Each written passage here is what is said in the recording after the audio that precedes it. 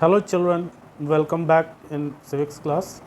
We are continuing with chapter 7, which is outcome of democracy, and this is the fifth part. Today's topic is accommodation of social diversity. Social diversities, जैसा कि हम लोगों ने पिछले classes में पढ़ा है कि कोई भी ऐसी कंट्री नहीं है वर्ल्ड की जिसमें सोशल डाइवर्सिटीज़ नहीं हो, चाहे वो लैंग्वेज के आधार पे हो, चाहे वो रिलीजन के आधार पे हो, चाहे वो कलर्स के आधार पर हो, चाहे गरीबी अमीरी हो, जो भी हो, बहुत सारे डाइवर्सिटीज़ हम लोगों को देखने को मिलती हैं इन सोसाइटी। चाहे वो किसी भी कंट्री की सोसाइटी हो, किसी भी कंट्री की बात हम ले सकते हैं इसमें। तो यहाँ हम लोग डेमोक्रेसी की बात कर रहे हैं, तो वहाँ पर क्या कंफर्ट है, कंफर्टेबली डाइवर्सिटीज़ एग्जिस्ट करती हैं डेमोक्रेसी में। डेमोक्रेसी क्या डाइवर्सिटीज़ को सपोर्ट करता है, इस पॉइंट को हम लोग आज समझेंगे। एकोमोडेशन ऑफ सोशल डाइवर्सिटी, कि क्या डाइवर्सिटी जो पाई जाती है इन ए डेमोक्रेटिक कंट्री, क्या डेमोक्रेसी उसको सपोर्ट करती है। तो आइए समझने की कोशिश करते हैं इसको। It is a fair expectation that democracy should provide a harmonious life to their citizen. हम लोग ये एक्सपेक्ट करते हैं डेमोक्रेसी से कि वो अपने सिटीजन्स को एक हारमोनियस लाइफ, एक सुविधाजनक लाइफ जिसमें सब कुछ अच्छा हो, ऐसा लाइफ जिसमें डाइवर्सिटीज़ जो हैं वो फले फूले, उनको डेवलप होने का मौका मिले, डाइवर्सिटीज़ को, उसमें कॉन्फ्लिक्ट देखने को ना मिले।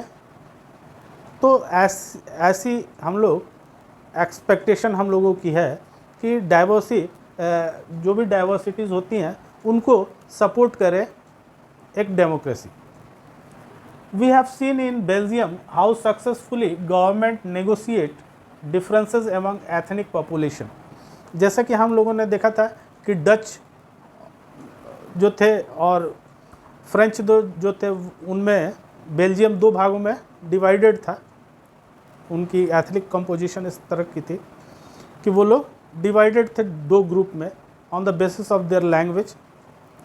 तो हम लोगों ने देखा कि एक समय ऐसा आया कि लगा कि उस डाइवर्सिटी को लेकर बेल्जियम दो टुकड़ों में डिवाइड हो जाएगा, दो कंट्रियां बन जाएंगी।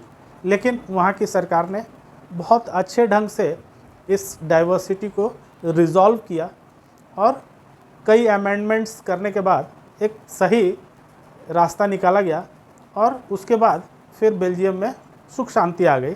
तो हम लोग देखते हैं कि डेमोक्रेसी जो है वो डाइवर्सिटीज़ के कॉन्फ्लिक्ट्स को रिजॉल्व करने में बिल्कुल सक्सेसफुल है। इसमें कोई संदेह नहीं है कि वो रिजॉल्व नहीं कर सकती है कॉन्फ्लिक्ट्स को। तो डेमोक्रेसी में वो सारी सुविधाएं हैं जो एक कंट्री की डाइवर्सिटीज़ को फलने फूलने का मौका दे सकती हैं। अब ये चीज़ें वहाँ के लोगों पे और वहाँ की सरकारों पे भी डिपेंड करता है कि वो उस डाइवर्सिटी के कॉन्फ्लिक्ट्स को किस तरह से हैंडल करते हैं। क्योंकि अगर उसको गलत ढंग से हैंडल किया जाए तो फिर उसके परिणाम भी गलत आते हैं, जिसको हम लोग आगे देखेंगे। No society can fully and permanently resolve conflicts. ऐसा तो कभी नहीं होता है कि हमेशा 100% और पूर्ण रूप से किसी कॉन्फ्लिक्ट को समाप्त कर दिया जाए। कॉन्फ्लिक्ट्स तो बनी रहती हैं, लेकिन फिर भी एक हारमोनी बन जाती है सोसाइटी में और लोग शांति से फिर रहने लगते हैं। ऐसी बात नहीं है कि हमेशा कॉन्फ्लिक्ट हो रहा है। कॉन्फ्लिक्ट हुआ, उसके बाद गवर्नमेंट कोई एक रास्ता निकालती है, फिर वो वहाँ पे शांति आ जाती है और फिर लोग अच्छे से खुशी से रहने लगते हैं। तो 100% तो किसी भी कॉन्फ्लिक्ट को परमानेंटली या फुली उसको रिजॉल्व नहीं किया जा सकता है, कोई भी कॉन्फ्लिक्ट अगर है। एमंग डिफरेंट ग्रुप्स के बीच में जो कॉन्फ्लिक्ट्स है उसको हमेशा परमानेंटली समाप्त नहीं किया जा सकता। वो बनी रहती हैं, बट उनको संतुलित ढंग से रखा जाता है, बैलेंस्ड वे में रखा जाता है, ताकि वो उभर कर सामने ना आए और दोनों शांति से बने रहें। दोनों ग्रुप्स जिनमें कॉन्फ्लिक्ट हो रहा है उनमें शांति बनी रहे और सब चीज़ हारमोनियस रूप से चलता रहे। We can respect and negotiate differences, और डेमोक्रेसी ये भी सिखाती है हम लोग को कि एक दूसरे के डाइवर्सिटीज़ को रिस्पेक्ट करना चाहिए, चाहे वो जेंडर के बेस पे हो, चाहे वो रिलीजन के बेस पे हो, चाहे वो कलर के बेस पे हो, चाहे वो लैंग्वेज के बेस पे हो, या अन्य किसी प्रकार की डाइवर्सिटी हो। तो एक ग्रुप को दूसरे ग्रुप के डाइवर्सिटी की रिस्पेक्ट करनी चाहिए। जब एक रिस्पेक्ट की भावना आ जाती है तो निश्चित रूप से कॉन्फ्लिक्ट नहीं होंगे, या होंगे भी तो उसको रिजॉल्व कर लिया जाएगा बातचीत से, निगोशिएशन से उसको रिजॉल्व किया जाता है। तो डेमोक्रेसी जो है वो हमेशा ये कहती है कि कोई भी कॉन्फ्लिक्ट अगर है तो उसको बैठ करके बातचीत के द्वारा उसको कॉन्फ्लिक्ट को कम किया जा सकता है और फिर से एक सोसाइटी को खुशहाल बनाया जा सकता है, हारमोनियस बनाया जा सकता है। तो no society can fully and permanently resolve conflict among different groups, but we can respect and negotiate differences. जो डिफरेंसेस हैं उनको लेकर के हम लोग एक दूसरे का रिस्पेक्ट करना सीखें, एक ग्रुप दूसरे ग्रुप के जो डिफरेंसेस हैं उसको समझने की कोशिश करें, उसको रिस्पेक्ट करें कि ठीक है आप जैसे हैं वैसे ठीक है। इस चीज़ को मानने की भावना उनके अंदर होनी चाहिए, सेंटिमेंट्स इस तरह के होने चाहिए कि ठीक है आप अगर किसी रिलीजन को मान रहे हैं तो मानिए, कोई दिक्कत नहीं है, या आप जिस कलर के हैं वो कलर ठीक है, एक्सेप्टेबल है, कोई दिक्कत नहीं है उससे, या आप किसी जेंडर के हैं उससे भी कोई प्रॉब्लम किसी को नहीं है। तो एक दूसरे के जो डिफरेंसेस हैं उनको समझने की कोशिश करनी चाहिए और उनकी रिस्पेक्ट करनी चाहिए। और फिर भी अगर कोई कॉन्फ्लिक्ट आता है तो उसमें डेमोक्रेसी में स्पेस है कि बैठ कर के निगोशिएशंस के ज़रिए, बातचीत के ज़रिए उसको रिजॉल्व किया जा सकता है। अगर ऐसा नहीं किया जाए, और गवर्नमेंट का एक बहुत बड़ा रोल होता है, जैसा कि हम लोगों ने आगे पढ़ा है डाइवर्सिटी वाले चैप्टर में, हम लोग ने इस पर काफ़ी डिस्कस किया है कि अगर गवर्नमेंट का रोल इसमें बहुत ज़्यादा होता है, पब्लिक का तो रोल होता ही है, प्लस गवर्नमेंट्स का भी बहुत ज़्यादा रोल होता है। अब हम लोग थोड़ा सा गवर्नमेंट के रूल्स को देखते हैं कि example of Sri Lanka reminds us that democracy must fulfil this to conditions. Sri Lanka की कहानी, अब ऊपर तो हम लोगों ने बेल्जियम की थोड़ी सी हाईलाइट देखी, और उसी चैप्टर में हम लोगों ने श्रीलंका की कहानी हम लोगों ने पढ़ी थी।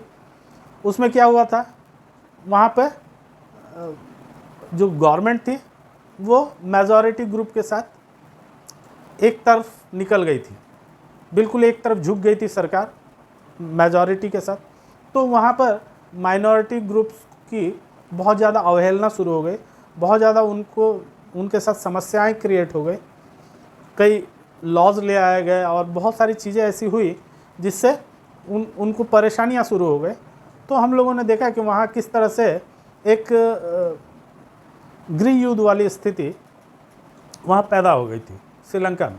तो उस चीज़ को ध्यान में रखते हुए हम लोगों को हमेशा ये ध्यान में रखना चाहिए, ये दो बातें क्या हैं वो दो बातें। It is necessary to understand that democracy must be ruled by both majority and minority. जो लोग संख्या में कम हैं उनको भी उतना ही महत्व देना चाहिए एक डेमोक्रेटिक कंट्री में जितना कि एक बड़े ग्रुप जो है, लार्ज कम्युनिटी जो है, उसको जितना महत्व दिया जा रहा है, इम्पोर्टेंस दिया जा रहा है, उतना ही इम्पोर्टेंस उस छोटे ग्रुप को भी मिलना चाहिए, या कई छोटे ग्रुप हो सकते हैं उनको भी उतना ही इम्पोर्टेंस मिलना चाहिए जितना बड़े ग्रुप को मिल रहा है। ऐसा नहीं कि बड़े ग्रुप एक लार्ज पॉलिटिकल एरिना उनको मिल गया तो ऐसे नहीं केवल उसी की बात करें कि डेमोक्रेसी में तो एक बड़े ग्रुप की अगर मेरे साथ है तो पार्टी हमेशा जीत जाएगी। तो इस तरह की भावना नहीं होनी चाहिए, वहाँ पर माइनॉरिटीज़ का भी ध्यान रखना चाहिए। अगर माइनॉरिटीज़ किसी देश की संतुष्ट नहीं रहेगी तो वहाँ शांति स्थापित नहीं रह सकती है, वहाँ तरह तरह की चीज़ें होते रहेंगी और जो चीज़ एक देश के लिए अच्छी नहीं होती है। तो यहाँ पे ये कहा जा रहा है कि जैसे श्रीलंका की गवर्नमेंट ने किया था कि वो एक मेजॉरिटी ग्रुप के साथ हो गई थी बिल्कुल आंख बंद करके, और माइनॉरिटीज़ पे बिल्कुल ध्यान देना उसने बंद कर दिया था। ऐसी स्थिति में क्या हुआ था, वहाँ हम लोगों ने देखा कि वहाँ पे गृह युद्ध शुरू हो गया था। माइनॉरिटीज़ के लोगों ने सरकार के खिलाफ मोर्चा खोल दिया था। तो ये स्थितियाँ एक डेमोक्रेटिक कंट्री में नहीं बननी चाहिए। भले ही मेजॉरिटी किसी पार्टी के साथ हो, वो अलग बात है, लेकिन जो गवर्नमेंट में पार्टी है उसको होल सिटीजन्स का ख्याल रखने की ज़रूरत है, चाहे वो माइनॉरिटी ग्रुप से हो, चाहे वो मेजॉरिटी ग्रुप से हो। उनको जो भी स्कीम्स बनानी चाहिए वेलफेयर की, वो सबके लिए होनी चाहिए। ऐसा नहीं कि किसी एक विशेष कम्युनिटी के लिए ही सारी चीज़ें की जाएं, सारे वेलफेयर के स्कीम्स लाए जाए, तो ऐसा नहीं होना चाहिए। यहाँ जो भी स्कीम्स आए, जो भी योजनाएं आए सरकार की तरफ से सिटीजन्स के लिए, वो सबके लिए हो, पूरे सारे सिटीजन्स के लिए हो, कोई एक पार्टिकुलर कम्युनिटी के लिए ना हो। Second point is ruled by majority does not become the rule by majority community. Majority को जो एक गवर्नमेंट बन रही है, तो ये माना जाता है कि वो मेजॉरिटी सपोर्टेड है, तभी वो गवर्नमेंट फॉर्म कर रही है। तो मेजॉरिटी में एक गवर्नमेंट फॉर्म हो रही है, तो इसका मतलब नहीं है कि मेजॉरिटी इन कम्युनिटी हो, कि किसी कम्युनिटी के बेस पे वहाँ मेजॉरिटी गेन की जा रही हो। ऐसा नहीं होना चाहिए। वो ओवरऑल पूरे देश की जनता, जिसमें मेजॉरिटी ग्रुप भी हैं, माइनॉरिटी ग्रुप्स भी हैं, सब मिल के उनको वोट डाल रहे हो, ऐसा होना चाहिए। न कि कोई एक कम्युनिटी के बेस पे वो गवर्नमेंट फॉर्म हो रही हो, ऐसा नहीं होना चाहिए। अगर ऐसा होता है तो फिर माइनॉरिटीज़ ग्रुप जो है वो निश्चित रूप से उनके अंदर असंतोष की भावना पैदा होगी, उनको अपने सोशल डाइवर्सिटी को लेकर चिंता पैदा हो जाएगी, और कहीं ना कहीं वो कॉन्फ्लिक्ट में चेंज भी हो सकती है। तो गवर्नमेंट का काम है कि दोनों ग्रुप्स के लिए, जो माइनॉरिटीज़ में है और जो मेजॉरिटीज़ में है, दोनों कम्युनिटीज़ के लिए उसको इकट्ठे वर्क करना चाहिए। ऐसा नहीं है कि वहाँ ये केवल इसके बेनिफिट के लिए है, ये केवल इसको, ऐसा नहीं होना चाहिए। जो भी चीज़ें हैं वो सबके बेनिफिट के लिए हैं, सभी नागरिकों के बेनिफिट के लिए हैं। ऐसी गवर्नमेंट होनी चाहिए, ऐसा हम एक्सपेक्ट करते हैं डेमोक्रेसी से। और हम ये मानते हैं कि डेमोक्रेसी जो है किसी भी कॉन्फ्लिक्ट को, किसी भी डाइवर्सिटी को और उसमें होने वाले कॉन्फ्लिक्ट्स को रिजॉल्व करने की क्षमता उसके अंदर है। और इस मामले में डेमोक्रेसी जो है उसके आउटकम्स बिल्कुल सफल हैं, सक्सेसफुल रही है डेमोक्रेसी अभी तक इस डाइवर्सिटी के पॉइंट ऑफ व्यू से।